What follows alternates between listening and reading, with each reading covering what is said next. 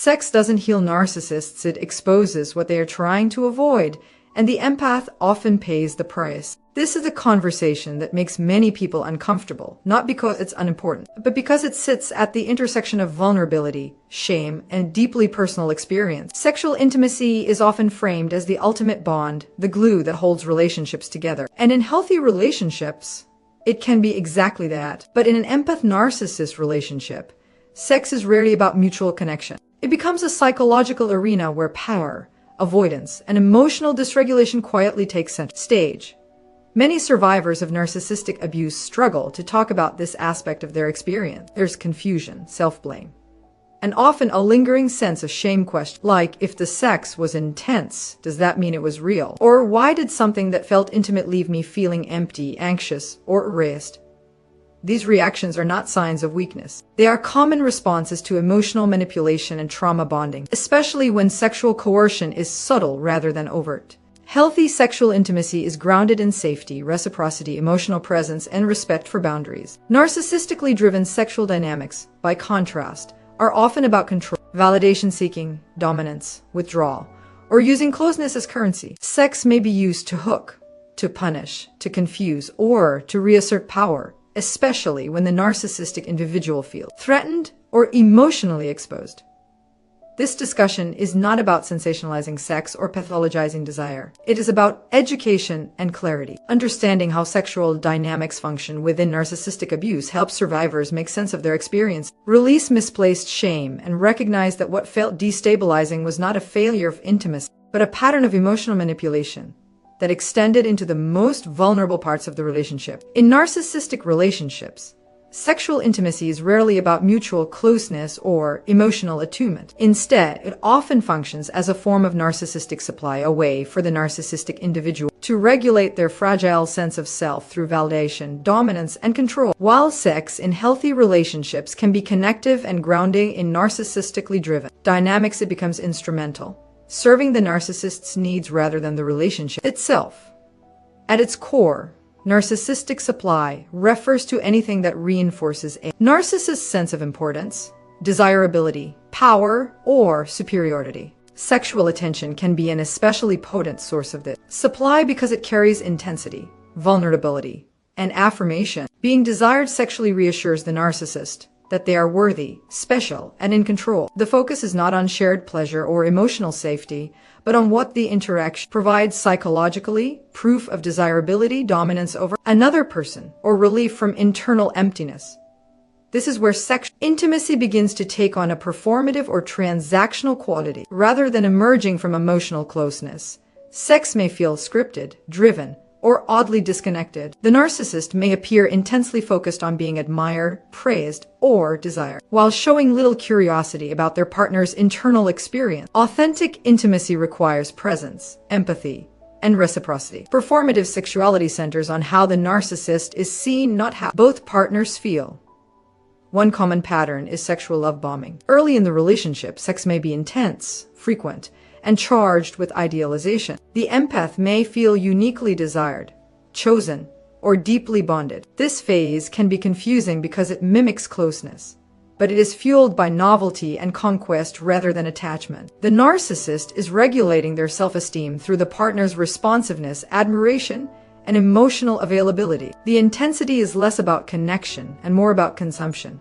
Sexual idealization often accompanies this phase. The partner may be framed as perfect, irresistible, or the answer to long-standing emptiness. This creates a powerful trauma bond, especially for empathic individuals who equate sexual closeness with emotional safety. Over time, however, this idealization is difficult to sustain. As real intimacy requires vulnerability and accountability, the narcissist may begin to feel exposed, bored, or threatened.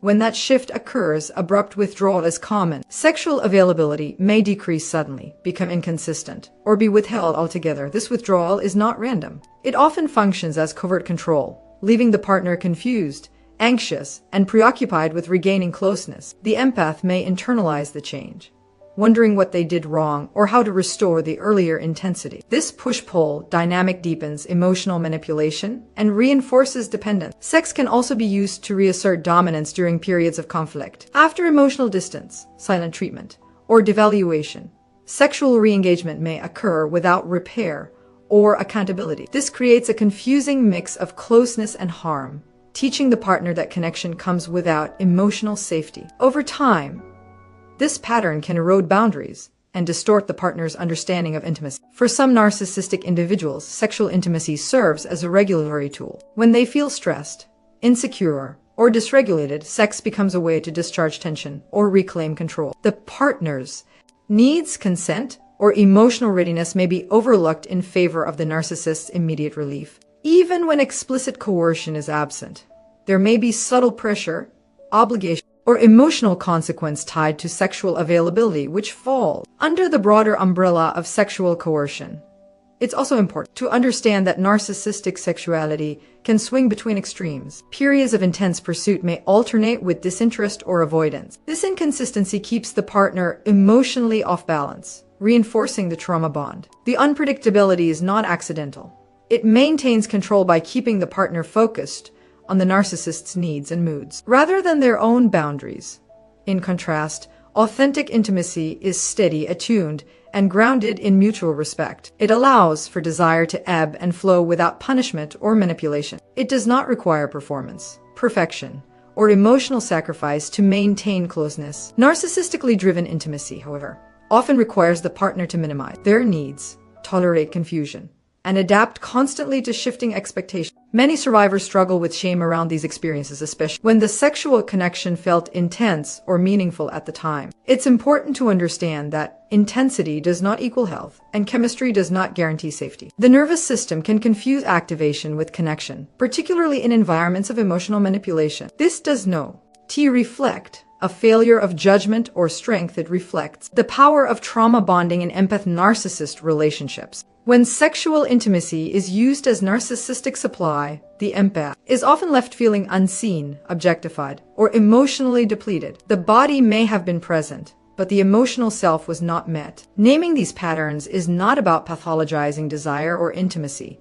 It is about restoring clarity. When sex is used to control, regulate, or dominate, it ceases to be connected and becomes another mechanism of narcissistic abuse operating quietly beneath the surface. In narcissist-empath relationships, sexual control rarely begins with overt force or obvious violation. It develops quietly, often disguised as emotional need, relational expectation, or unspoken obligation. This subtlety is what makes it so destabilizing. The empath may technically be consenting, yet internally feel pressured, conflicted, or emotionally cornered. Over time, this gap between external compliance and internal discomfort becomes a defining feature of consent erosion.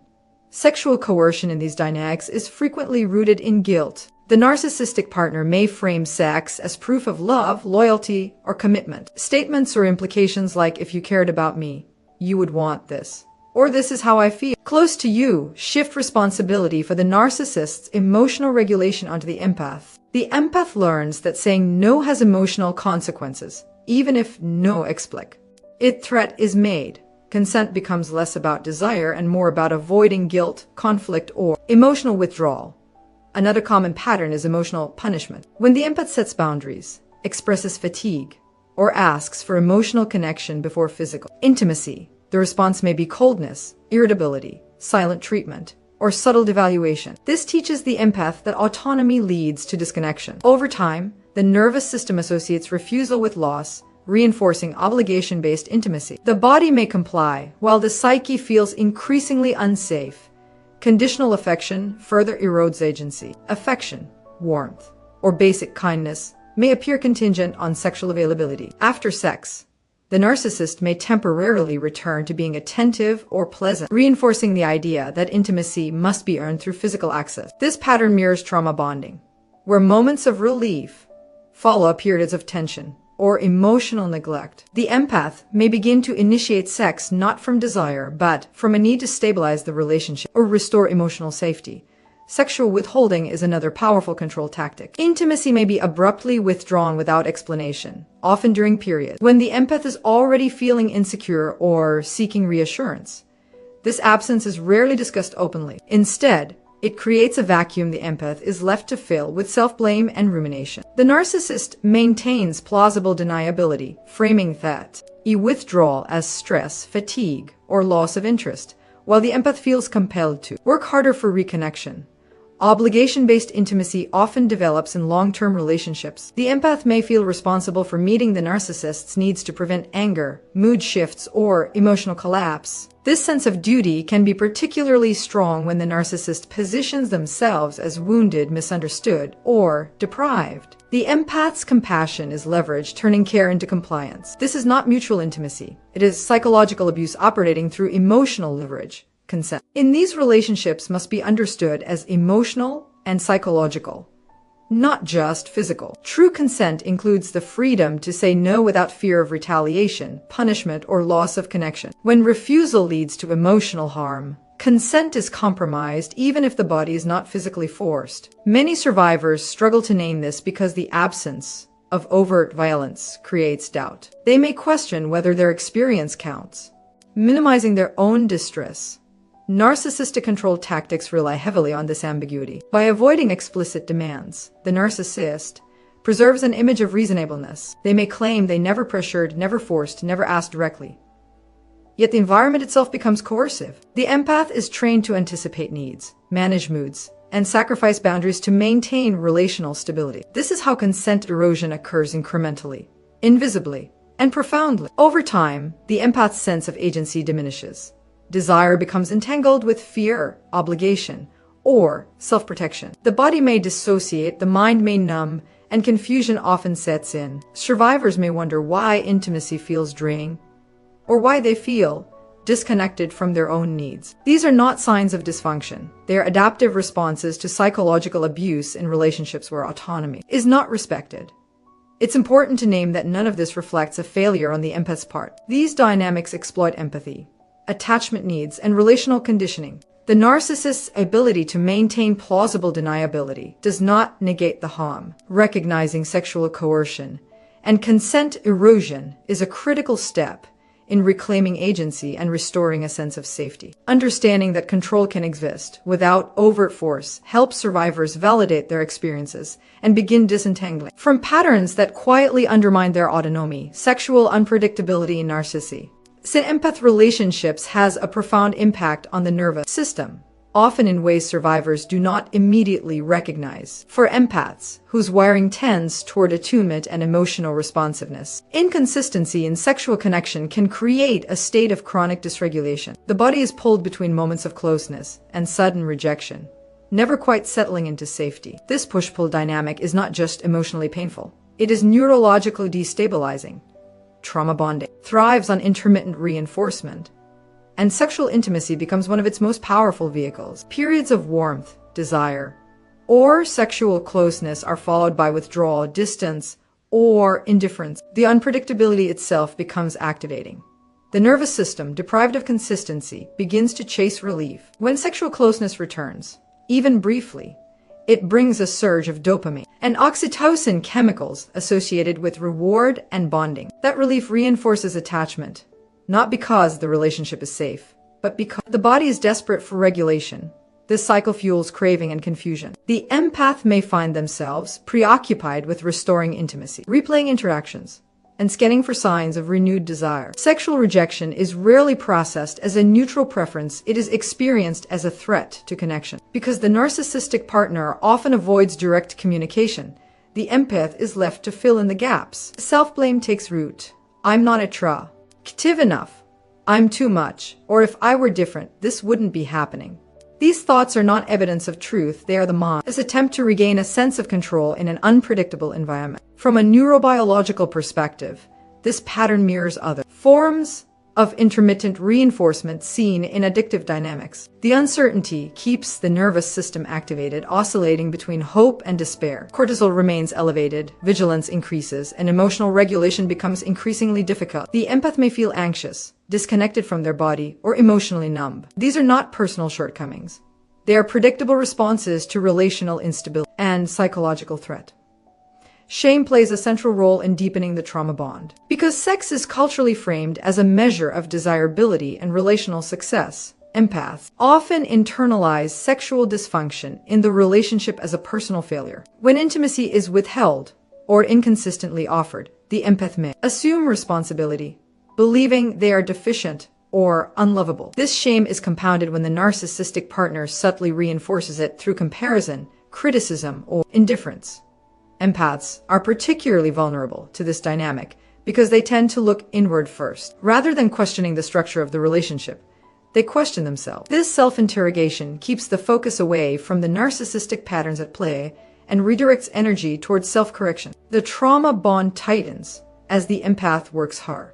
They're to restore connection, often at the expense of their own needs and boundaries. Sexual closeness, when it does occur, may feel disproportionately powerful. The relief from dysregulation can be mistaken for love, healing, or proof that the relationship is improving. In reality, it is a temporary nervous system reset within an unstable system. The body relaxes briefly, only to be reactivated when unpredictability returns. This cycle conditions the empath to associate relief with the very dynamic cause, the distress. Over time, this pattern can lead to profound empath trauma. Survivors may report feeling disconnected from desire, confused about consent, or emotionally flooded during intimacy. The nervous system, conditioned by unpredictability, struggles to differentiate safety from threat. Even outside the relationship, these imprints can persist, shaping future attachment and intimacy. Understanding this process is not about pathologizing the empath or diminishing the significance of sexual connection. It is about naming how trauma bonding operates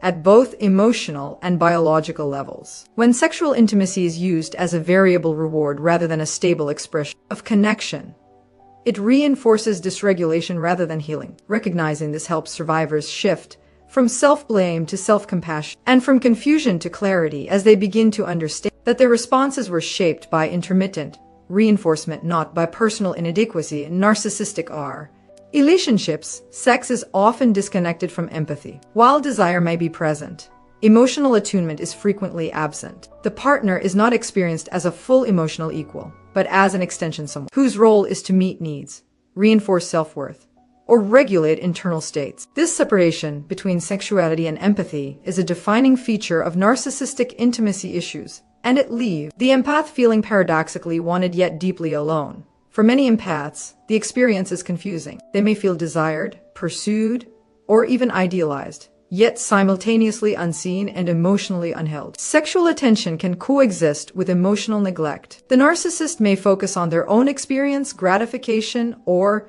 validation, while showing little curiosity about how the empath feels during or after intimacy. This creates a hollow quality to closeness, where the body is engaged but the emotional self is ignored.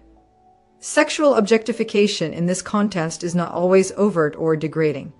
It often shows up as subtle disregard. There may be little aftercare, no emotional checking in, and no recognition. That intimacy can leave the empath vulnerable or exposed. Once the narcissist's needs are met, attention may abruptly shift elsewhere. The empath may be left to regulate their own emotions, quietly processing feelings of emptiness or confusion without support. Emotional attunement requires empathy, presence, and the ability to hold another person's internal experience in.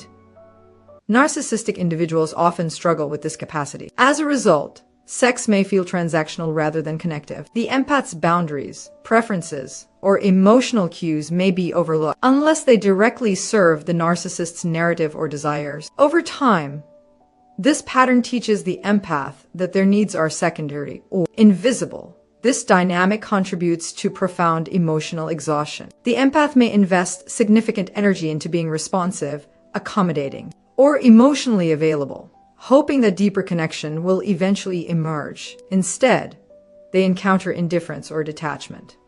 The lack of emotional reciprocity can be especially painful because sexual intimacy is culturally associated with closeness and care. When those elements are missing, the empath may struggle to articulate why something feels wrong.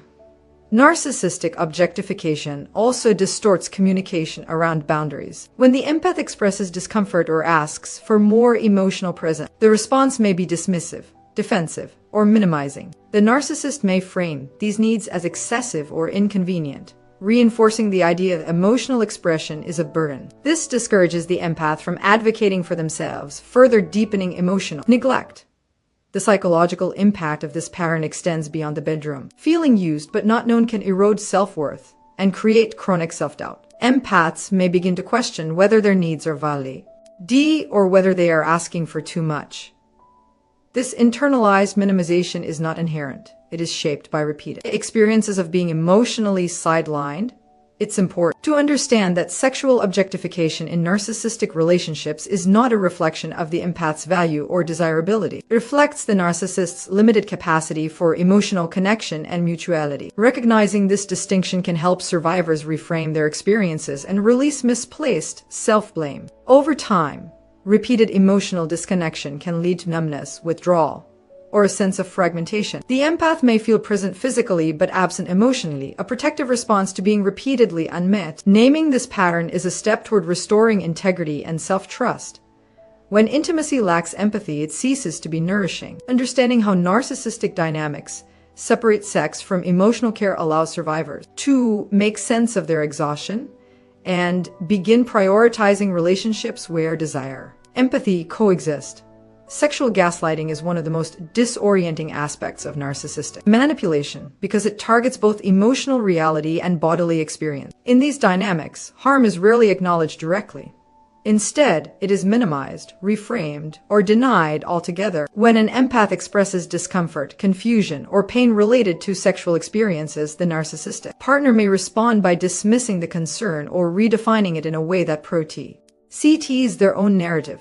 Common reframes include portraying coercion as desire or pressure as passion. The narcissist may insist that the empath wanted it, that the intensity was mutual, or that any distress afterward is evidence of being too sensitive. Emotional reactions are often pathologized rather than explored. The empath may be labeled needy, prudish, repressed, or emotionally unstable for wanting clarity, safety, or emotional connection. These labels shift attention away from the behavior and onto the empath's supposed flaws.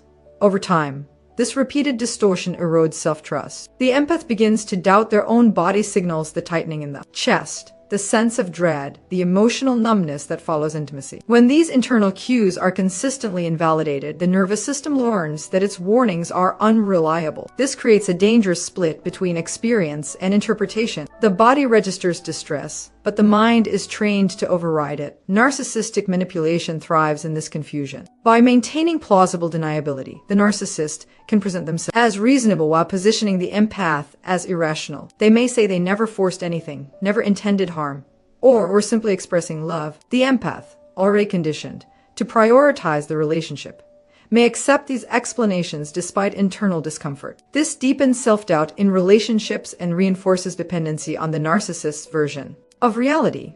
Sexual gaslighting also reframes absence of consent as miscommunication. Instead of acknowledging emotional pressure or obligation, the narcissist may claim the empath failed to speak up clearly enough. This ignores the context of fear, punishment, or withdrawal that made open refusal unsafe. Consent becomes narrowly defined as the absence of a verbal no rather than the presence of genuine willingness. This narrowing invalidates the empath's lived experience and further undermines agency.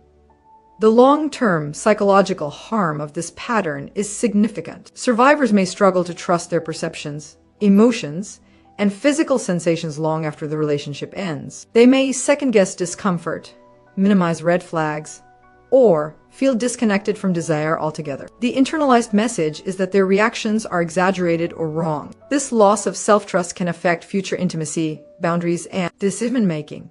Shame often accompanies sexual gaslighting. Because the empath is told that their reactions are unreasonable, they may feel embarrassed for having them at all. This shame silences disclosure and delays healing. Survivors may hesitate to name what happened, fearing they will not be believed or that they are overreacting. This isolation benefits the narcissistic narrative, allowing confusion to persist unchallenged. It's important to recognize that clarity does not require consensus. The narcissist's refusal to validate an experience does not make it less real. Gaslighting works by creating enough doubt to paralyze self-advocacy. Reclaiming self-trust begins with honoring bodily and emotional signals as legitimate sources of information. Discomfort, confusion, and distress are data, not defects. Understanding. Sexual gaslighting helps survivors contextualize their confusion. The erosion of self-trust was not accidental. It was the result of repeated invalidation and reframing. Naming this dynamic allows the empath to reconnect with their internal compass and begin rebuilding confidence in their perception. When reality has been distorted for so long, restoring trust in oneself becomes a central act of recovery. Healing from these sexual dynamics begins with a critical reframe. What happened was systemic, not personal. The harm did not arise because the empath was too trusting, too sexual, too needy, or insufficient in some way. It arose from a relational structure in which power, regulation, and control were prioritized over mutuality. Understanding this distinction is foundational, because self-blame is one of the most persistent residues of narcissistic abuse. When that blame is released, clarity can begin to take its place. Reclaiming agency starts with the body. Many survivors of narcissistic abuse feel disconnected from their physical and emotional signals, especially when those signals were repeatedly overridden, dismissed, or reframed. Healing does not require forcing desire to return or redefining oneself through sexuality. It begins with restoring choice. Sexual autonomy means the freedom to want, to not want, to pause, to change, and to listen inward without fear of consequence. It is the absence of pressure, not the presence of performance. Redefining intimacy is an equally important part of recovery. In narcissistic relationships, intimacy is often equated with intensity, urgency, or emotional volatility. Survivors may unconsciously associate connection with activation, longing, or anxiety.